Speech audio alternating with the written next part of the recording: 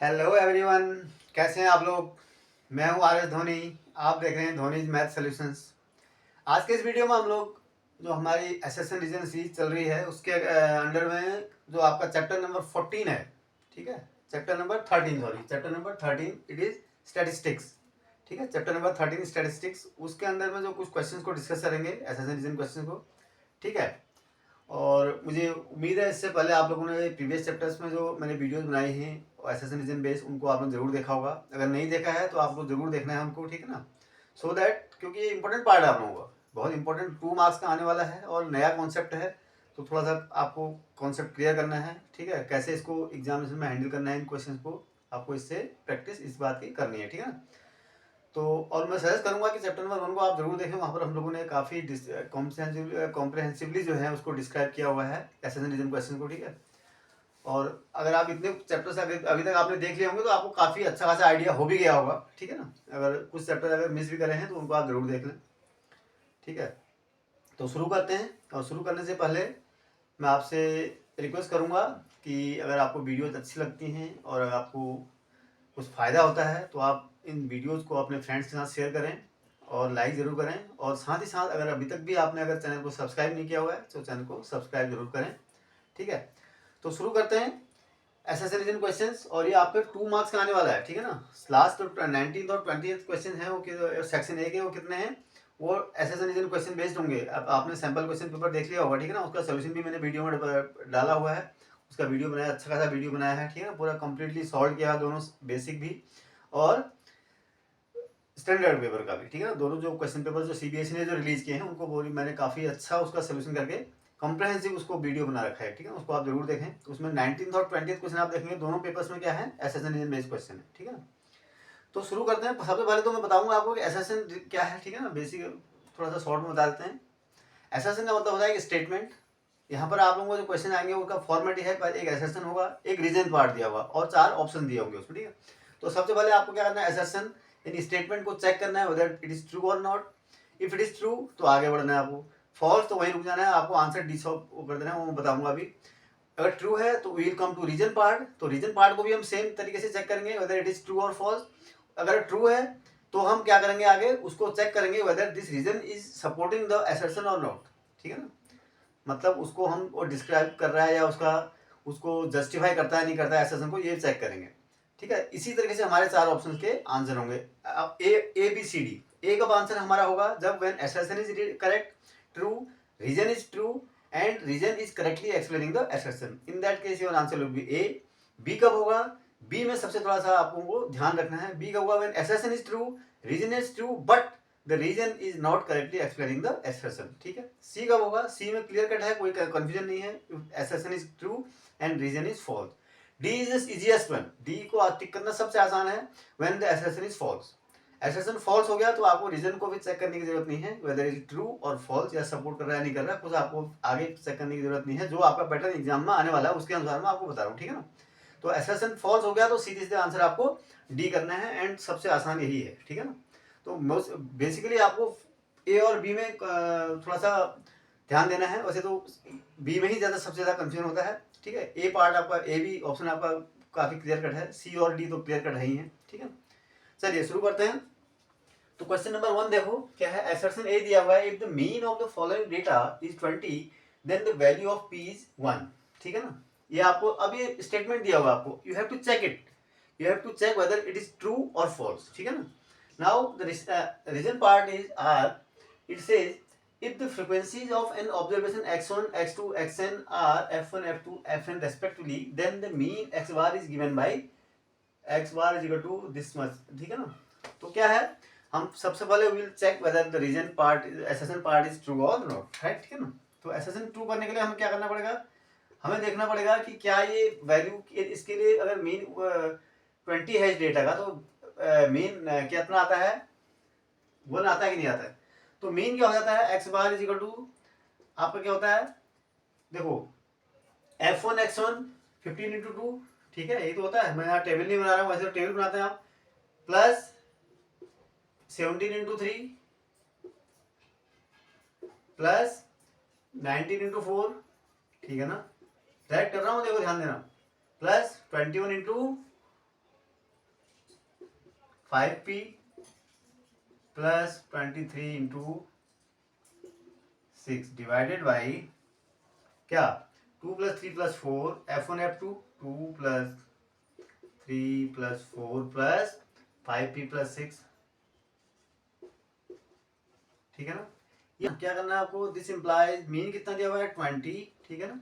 इसको आप सिंपल करो 15 प्लस 15 इंटू 30 प्लस, ठीक है,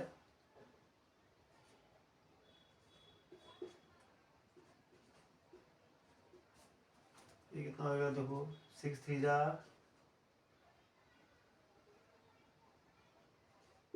ये तो होगा डिवाइडेड बाई कितना हो गया देखो 15 प्लस 5p, ठीक है ना। अब क्रॉस मल्टी, ठीक है, तो क्या हो गया इसका मतलब, दिस इम्प्लाइज क्या हो जाएगा, इसको मल्टीप्लाई करो आप 300 प्लस 100p, ये हो गया इज इक्वल टू, इसको प्लस करो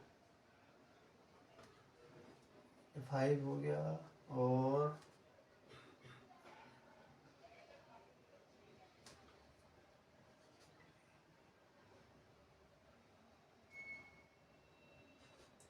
प्लस 105p, ठीक है ना। तो दिस इम्प्लाइज यहाँ से देखो आप क्या हो जाएगा, दिस इम्प्लाइज देखो यहाँ से क्या करो आप 100p को उधर ले जाओ, ठीक है, ये हो गया 100 से 200 होगा, सॉरी इट इज 200 राइट। तो कितना हो गया ये हो गया आपका 105p minus 100p is equal to, देखो कितना हो गया 295, 100 300 minus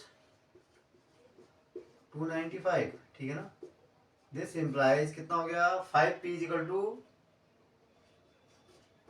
5, this implies p is equal to 1, so it means what, it means p is equal to 1 means the assertion is correct। तो इसका क्या मतलब हुआ कि assertion आपका ठीक है, ठीक है ना, assertion ठीक है।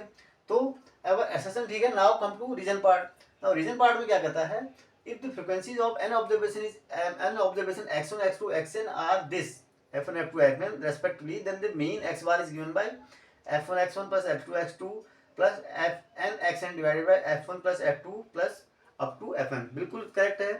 आपका जो फ्रीक्वेंसी जो मीन निकालने का था, तो यही तो रिलेशनशिप है, इसी को हमने यूज भी किया ना यहाँ पर इसको। तो क्या मतलब है, इसका मतलब क्या है, रीजन इज ट्रू और उसको हमने यूज भी किया है, it means it is correctly justifying the explaining the assertion.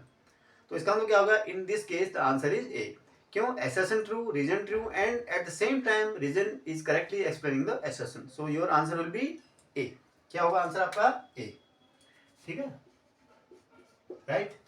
चलिए इस तरह से आप करेंगे। चलिए क्वेश्चन नंबर 2 देखते हैं, ठीक है। क्वेश्चन नंबर 2 क्या कहता है, पहले एसेशन पढ़ो। एसेशन में कहता है, if the number of runs scored by 11 players of a cricket team are 50 35 19 42 11 0 21 27 36 52 then the median is 30, ठीक है ना। ये इसको वेरीफाई करना है हमको। Now median is equal to, इसमें जो रीजन में दिया है, median equal to n/2 n + 1/2th होगा value if n is out, ठीक है ना, ये दिया हुआ है। अब आपको क्या करना है, चेक करना है, पहले एसेशन को चेक करेंगे।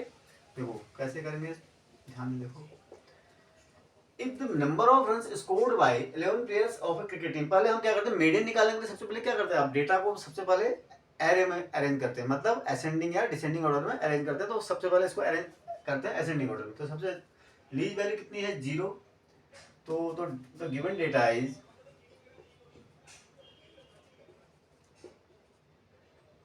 क्या है, सबसे पहले 0 5, ये ना 0 5 और कौन सा है, फिर 11 जो 11 19 15 ये 19 21,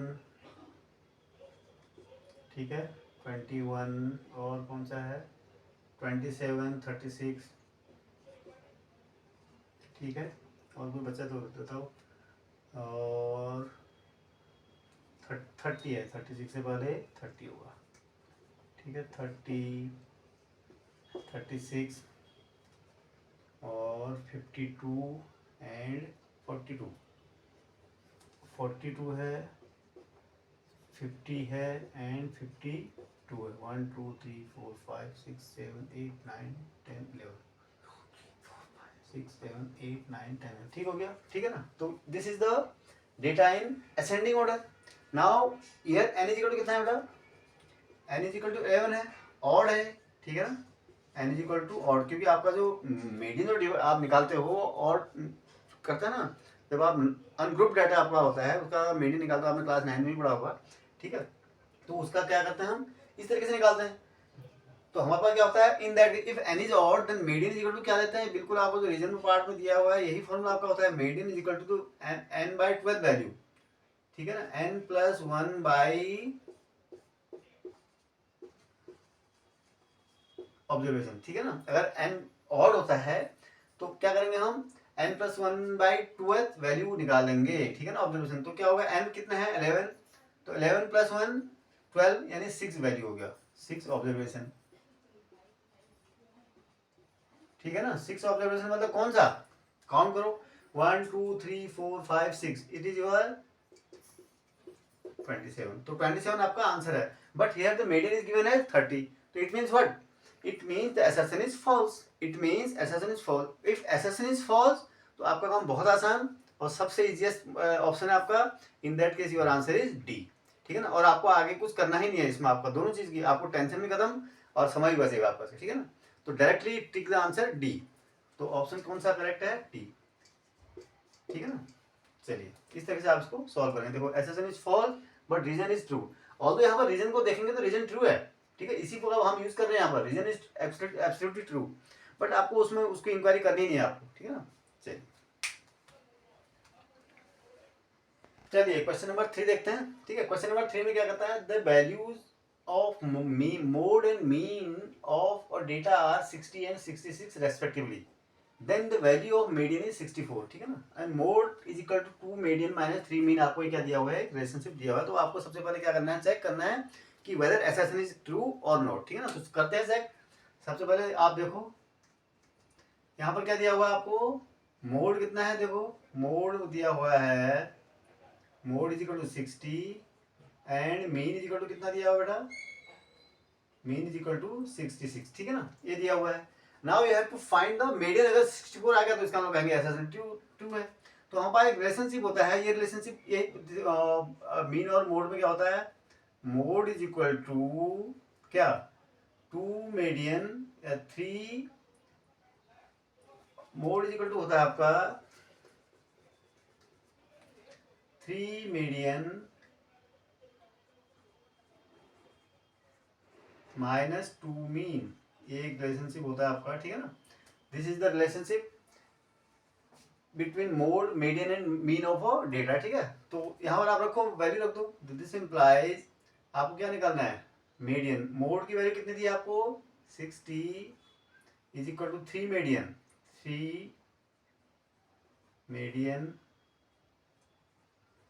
माइनस 2 इंटू मीन, कितना हो गया, मीन आपको 66 दिया हुआ है, ठीक है। तो दिस इंप्लाइज 3 मीडियन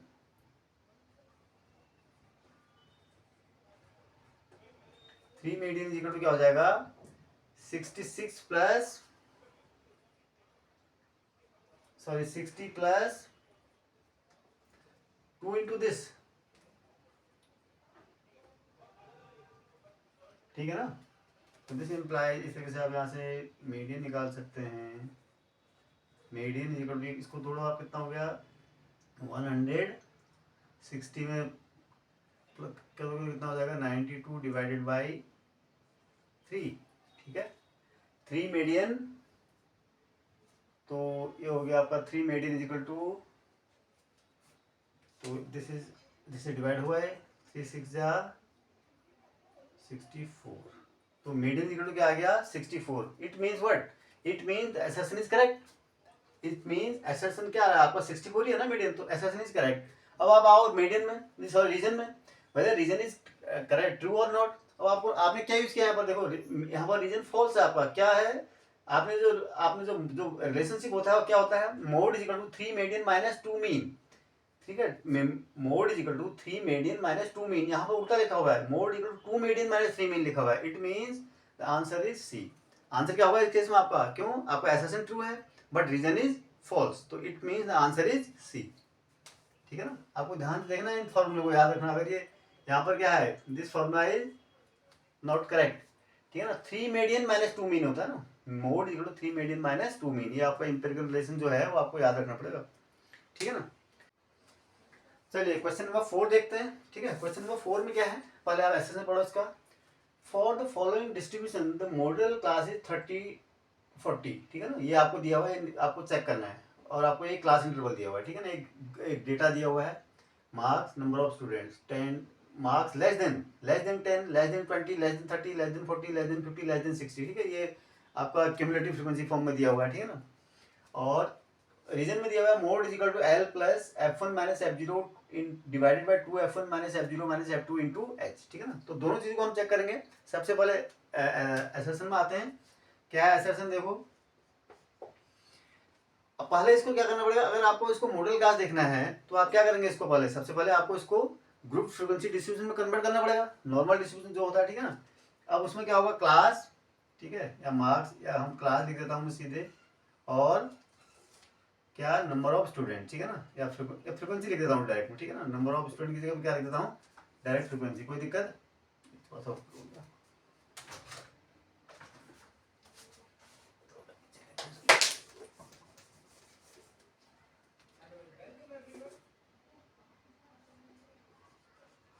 क्लास और ये है फ्रीक्वेंसी। ठीक है ना,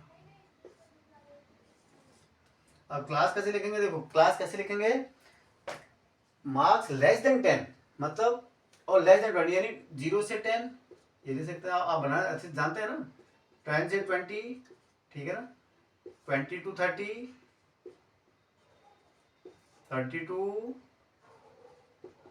40, 40 to 50, एंड लास्ट क्या है, लेस देन 60 मतलब 60 ज़्यादा तो होता ही नहीं ना, तो और ठीक है, तो 50 to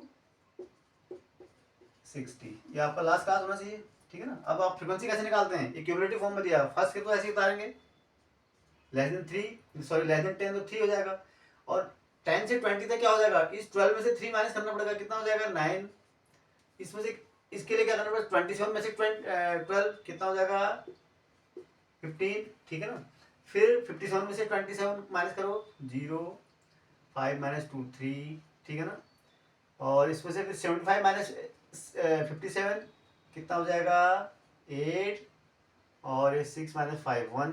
ठीक है, और दिस इज योर 5। ये आपकी क्या बन गई, ये आपने एक टेबल बना ली। ठीक है ना, अब इससे आपको साफ ये टेबल बन गई, तो फिर तो मॉडल क्लास निकालना तो आपके लिए बहुत आसान है ना। मॉडल क्लास क्या होता है, मोड क्या होता है, जिसकी फ्रीक्वेंसी मैक्सिमम होती है, जिस वेरिएट की या जिस वेरिएबल की फ्रीक्वेंसी या जिस ऑब्जर्वेशन की फ्रीक्वेंसी मैक्सिमम होती है, दैट इज कॉल्ड मोड। तो यहाँ पर हमारे पास ग्रुप फ्रीक्वेंसी डिस्ट्रीब्यूशन है, तो हम देखेंगे कि कौन से क्लास इंटरवल की फ्रीक्वेंसी मैक्सिमम है, तो कौन से की फ्रीक्वेंसी मैक्सिमम है, 30 से, तो इट इज 30 to 40, तो इट मीन तो this implies model class is model class is 30 to 40.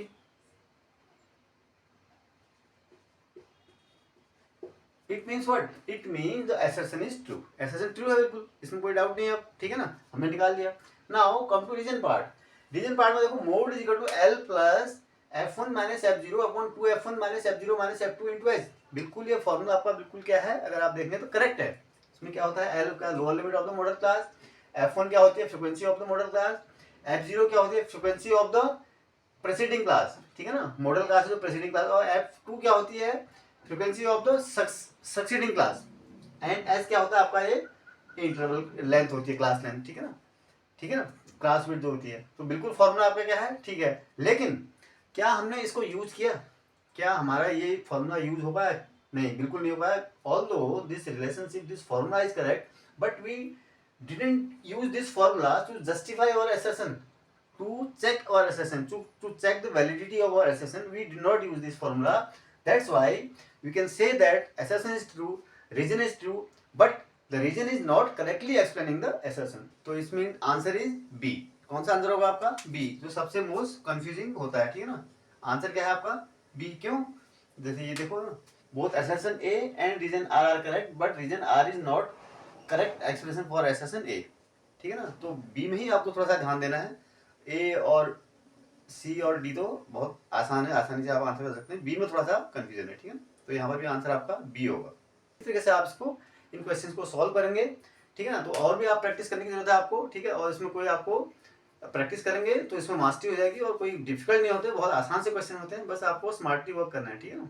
तो चलिए अगले वीडियो में मिलते हैं। और जाने से पहले अगेन एक बार रिक्वेस्ट करूंगा कि आप लोग वीडियो को शेयर जरूर करें अपने फ्रेंड्स के साथ, लाइक करें, और अभी तक भी अगर आप लोगों ने चैनल को सब्सक्राइब नहीं किया हुआ है तो चैनल को सब्सक्राइब जरूर करें, ठीक है। Thank you.